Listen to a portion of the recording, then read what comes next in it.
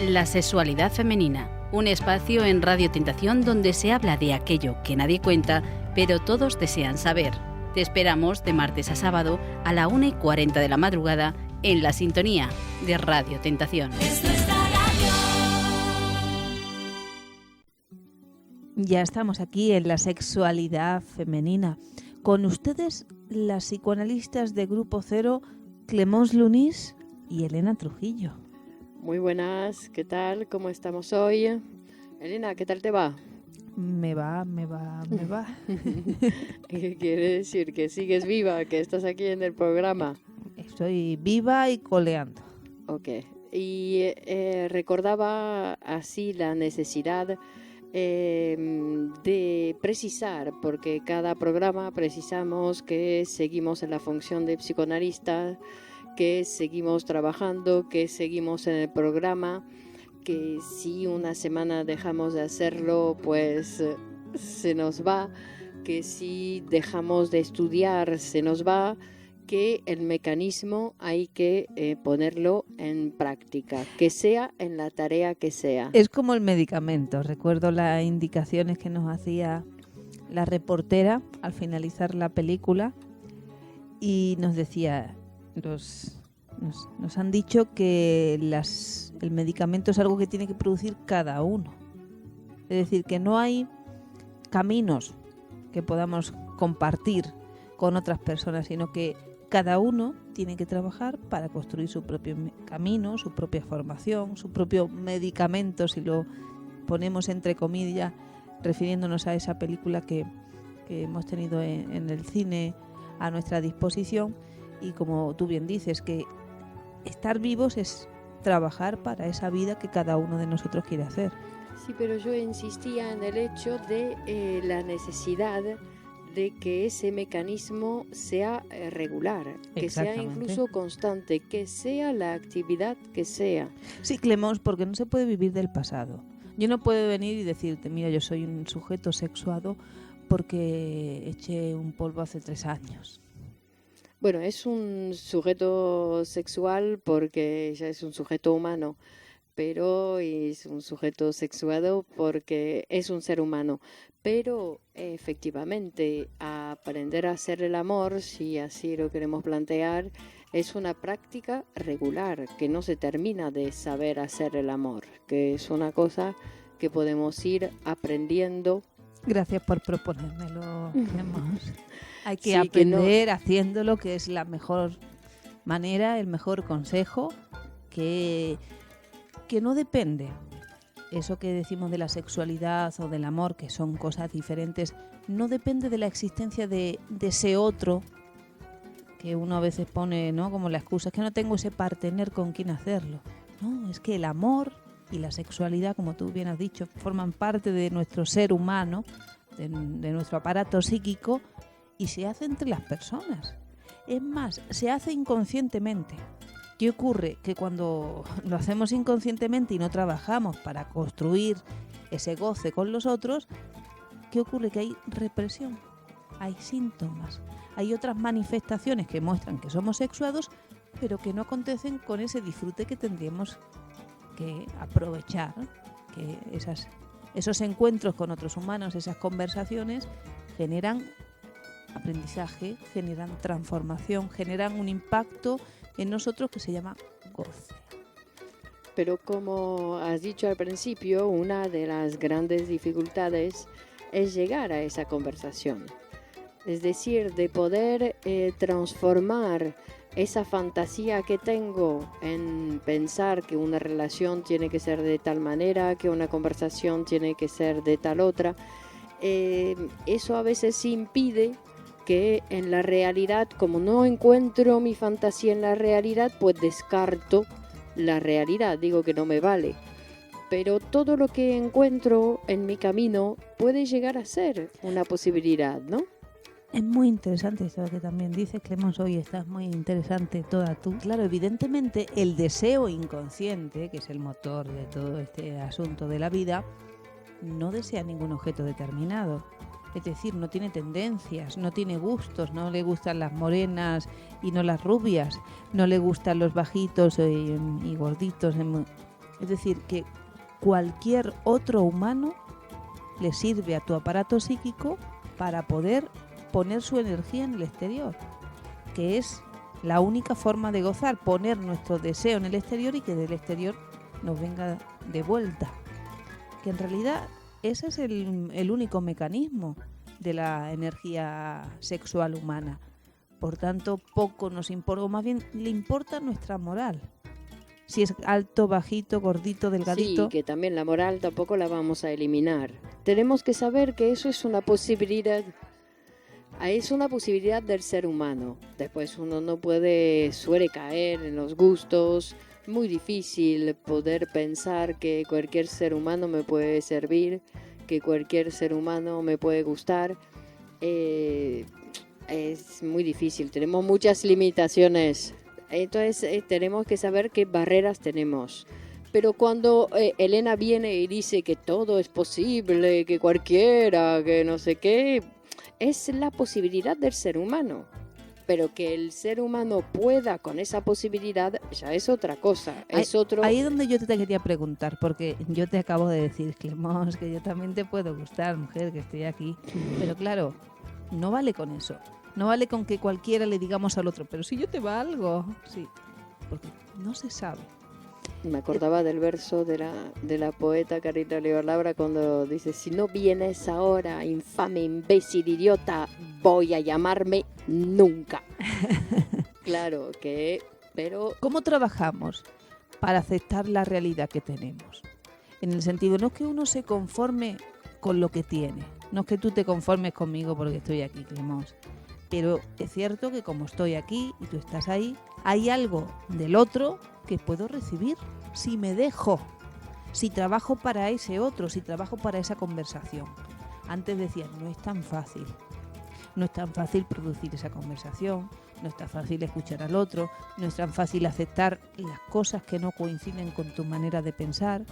Entonces, ¿cómo podemos aconsejarles a los demás que en lugar de estar siempre pensando en lo que les falta, en lo que no tiene, en lo que me gustaría, y pasan los años y pasa el tiempo y uno se va amargando y cada vez tiene más cara de culo, ¿cómo hacer para acercarse a ese otro? Bueno, primero tendría que poder aceptar que yo tampoco soy completa, que a mí también me falta un montón de cosas, que tengo proyectos para hacer, sueños por realizar, algunos se harán, otros no, efectivamente. Entonces, en la primera parte, para poder tolerar al otro, tengo que poder yo tolerar mis propios procesos. Es muy difícil tolerar. Incluso podemos ver lo que no toleramos en nosotros mismos viendo dónde somos intolerantes con el otro. Porque muchas veces somos intolerantes con el otro en el mismo lugar donde somos intolerantes con nosotros mismos. A ver, tú que eres tan linda, ¿cómo vas a ser intolerante? ¿Qué es la intolerancia? ¿Cómo se puede manifestar la intolerancia? Bueno, cada vez que descarto lo que el otro me viene a proponer. Cuando me dices que no. Claro, es decir, o cuando el otro me viene a decir que no, cuando la realidad me propone algo que yo voy a descartar. ¿Y con qué te quedas si descartas la realidad? Por eso. Entonces, cada vez que descarto lo que la realidad me propone, y no digo que haya que aceptar todo, por supuesto que no, pero que tenemos tendencia a descartar o a aceptar todo o a descartar todo, que al fin y al cabo van a ser casi lo mismo. Y hay una cosa del aparato psíquico, y perdónenme por estas palabras, que se llama discriminación, que además es algo fundamental para la vida. Aprender a discriminar lo que es tu realidad psíquica, es decir, tu fantasía, tu recuerdo de la realidad. No es lo mismo que yo piense en el bocata de calamares que me comí ayer, a que lo tenga delante mío y me lo pueda comer ahora. Entonces, discriminar las cosas, darme cuenta de si eso que en la realidad me presenta es conveniente para mi vida o no. Porque claro, las relaciones humanas, si las valoraran en función de mi conveniencia, serían otras. Sí, pero es que también la conveniencia a veces tampoco la sabemos leer. Porque está muy bien, de acuerdo, no me voy a dejar guiar por mis gustos, voy a pensar en mi conveniencia. pero a veces mi conveniencia están ordenados por mis gustos. Entonces tampoco, por eso volvemos como siempre a la necesidad de poder utilizar el instrumento psicoanalítico, es decir, a un psicoanalista, para que nos ayude a pensarnos a nosotros mismos. Es decir, un profesional que no se va a meter en nuestra vida, sino que va a poder leer la conveniencia de cada cual según su deseo. No le voy a decir a un profesor que empiece a trabajar ahora de ingeniero, digamos, porque está de repente interesado en un proyecto externo, sino que poder ver lo que conviene a ese profesor, cómo tiene que seguir trabajando, pero en la vía que ya hay, ¿no?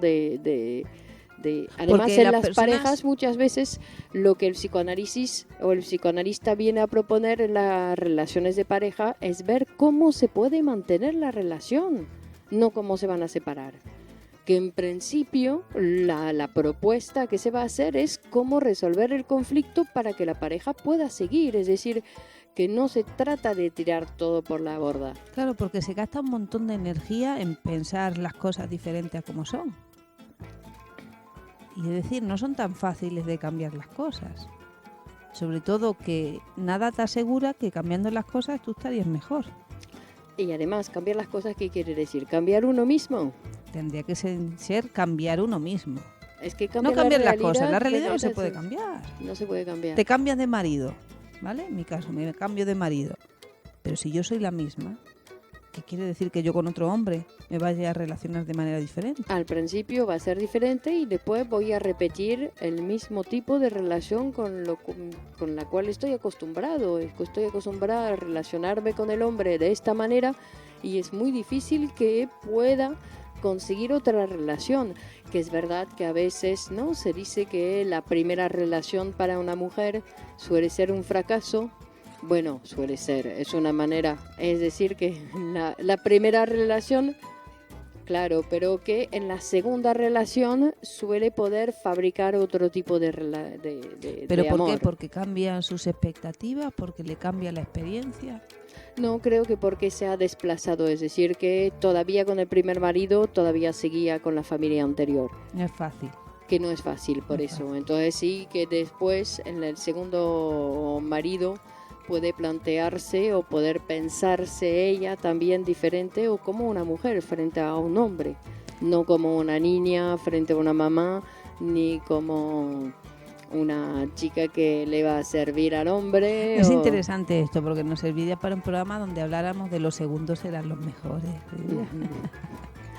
Pero tenemos un buzón de correo electrónico, Clemence Lunis, que abrimos a nuestros oyentes, cuyo correo es lasexualidadfemeninaradio@gmail.com, lasexualidadfemeninaradio@gmail.com. Y nos han escrito.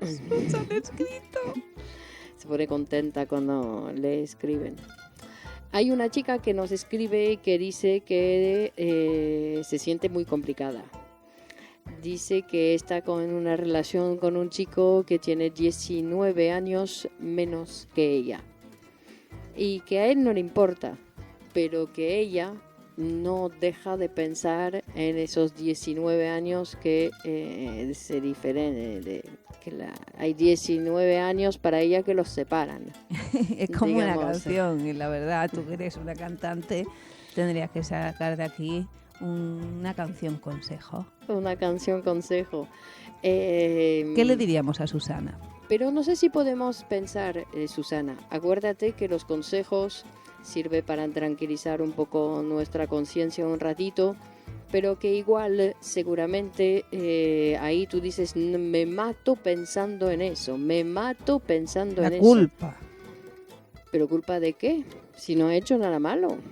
¿Culpa de qué? Entonces sabemos que la culpa no es por estar con un jovencito o con una persona más joven que tú, sino que la culpa viene de otro lugar. Es culpa de otra cosa, que seguramente ni siquiera tendrá que ver con el chico ese. Porque te comparas con quién. ¿Quién estás viendo? ¿Que tu mamá no se pudo permitir eso? ¿Que tu hermana está...?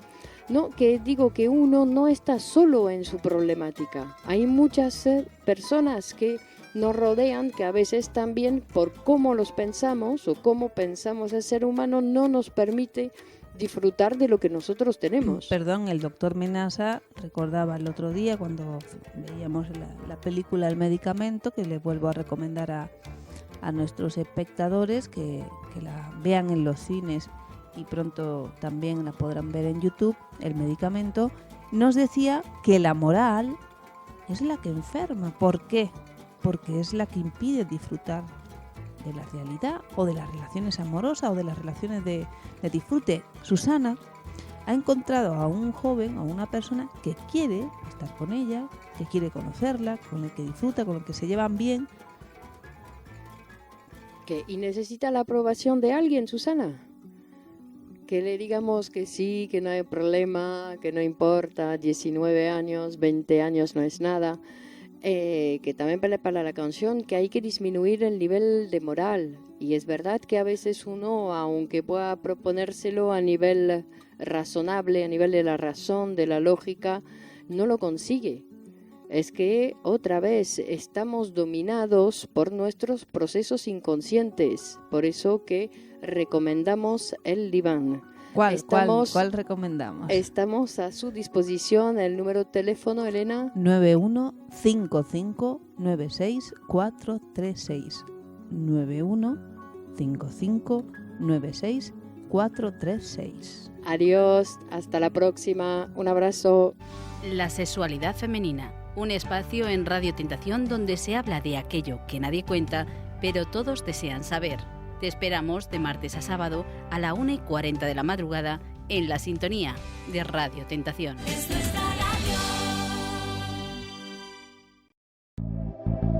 La vida se compone de innumerables pasos que a veces no sabemos a dónde dirigir. Psicoanalizarse es abrir un espacio en tu vida para vivir mejor los años futuros.